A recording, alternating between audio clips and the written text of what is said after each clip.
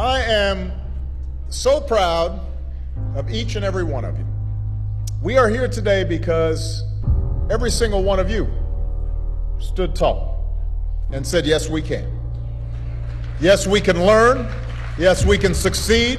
You decided you would not be defined by where you come from, but by where you want to go, by what you want to achieve, by the dreams you hope to fulfill.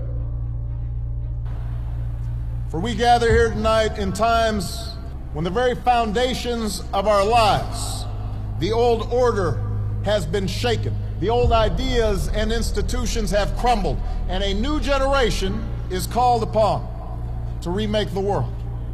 And let me be clear, when I say young, I'm not just referring to the date of your birth certificate. I'm talking about an approach to life, a quality of mind and a quality of heart. We need people like you to step up. We need your daring, we need your enthusiasm, we need your energy, we need your imagination. A willingness to follow your passions, regardless of whether they lead to fortune and fame. A willingness to question conventional wisdom and rethink old dogmas. A lack of regard for all the traditional markers of status and prestige.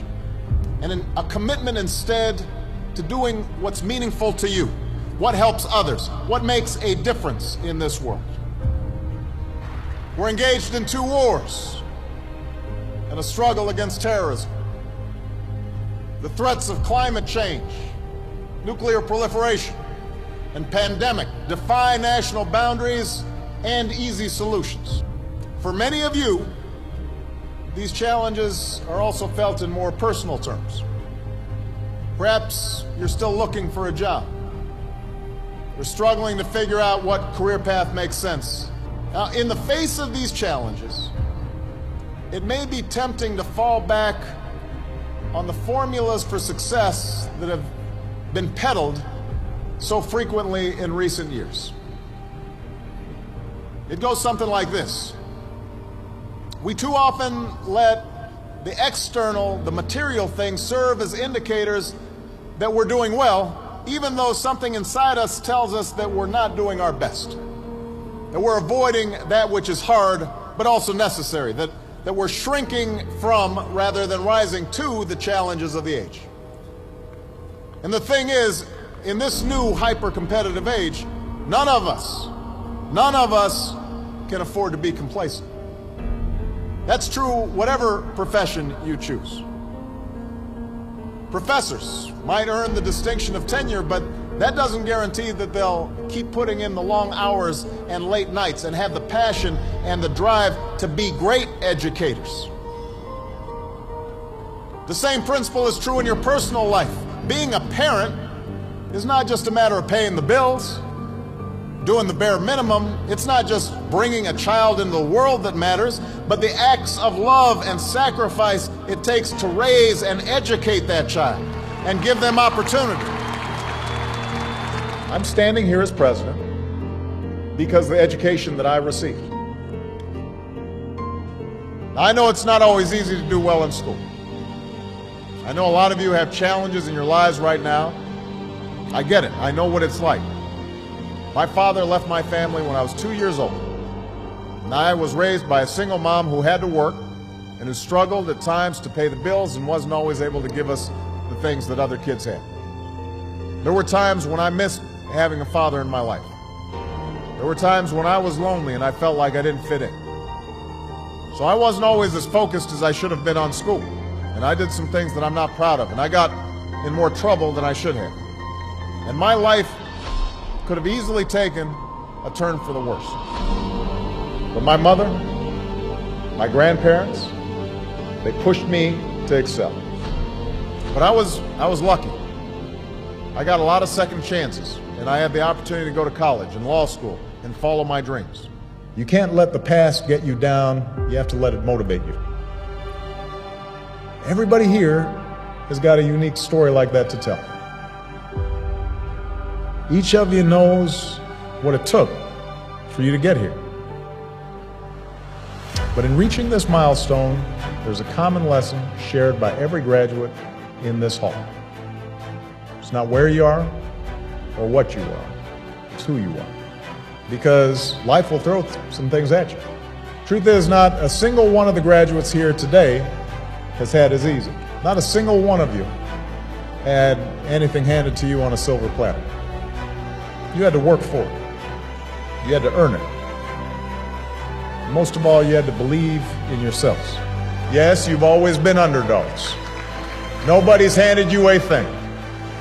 But that also means that whatever you accomplish in your life, you will have earned it. Whatever rewards and joys you reap, you'll appreciate them that much more because they will have come through your own sweat and tears, products of your own effort and your own talents.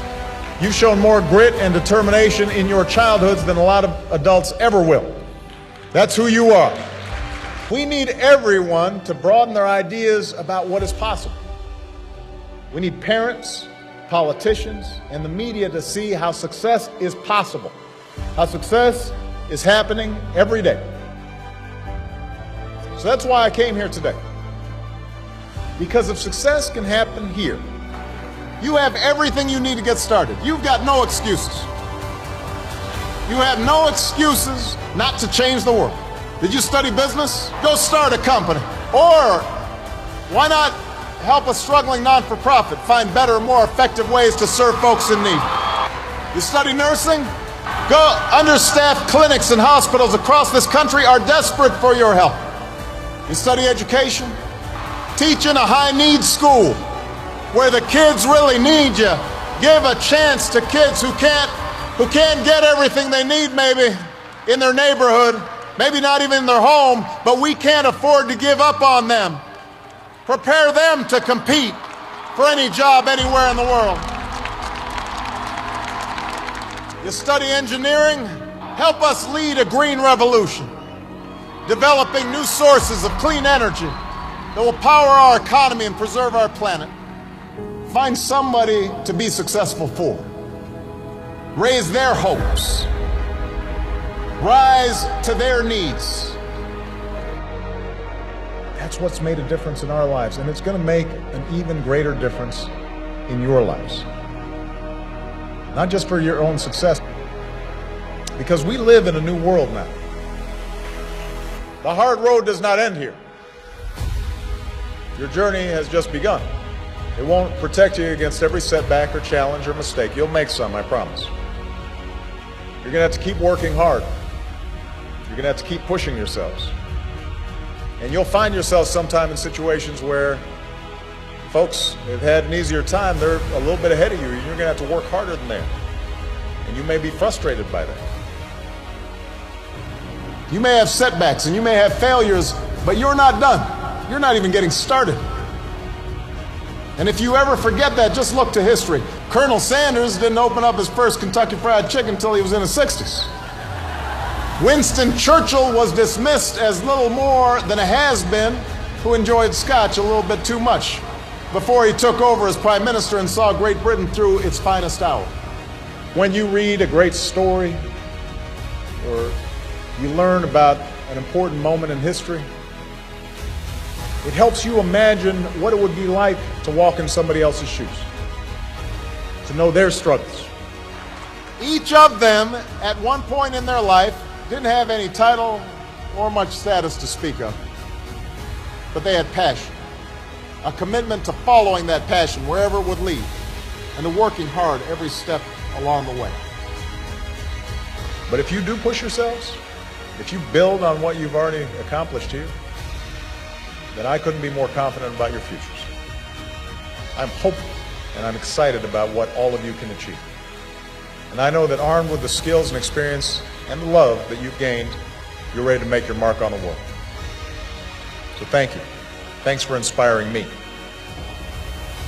I know starting your careers in troubled times is a challenge, but it is also a privilege.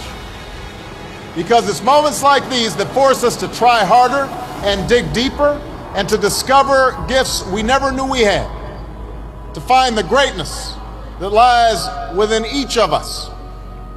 So don't ever shy away from that endeavor.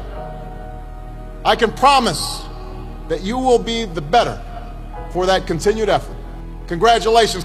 God bless you.